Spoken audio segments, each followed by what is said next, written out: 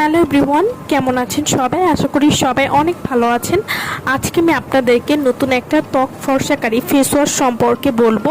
এই ফেস ওয়াশটির নাম হচ্ছে papaya and rice milk foaming face wash. এটি 150 মিলির একটি প্রোডাক্ট হবে এবং এটি থাইল্যান্ডের একটি প্রোডাক্ট।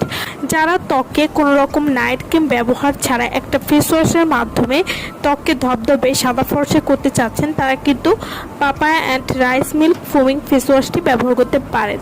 এই ফেস ওয়াশটি ব্রণ ও ব্রণের কালো দাগ দূর করতে সাহায্য করবে। এছাড়াও সেনসিটিভ ত্বকের জন্য কিন্তু এই ফেস ওয়াশটি উপযুক্ত। ত্বকের তৈলাক্ত ভাব সহজেই দূর করবে। ত্বকের যে কোনো দাগ দূর করতে খুবই ভালো কাজ করবে।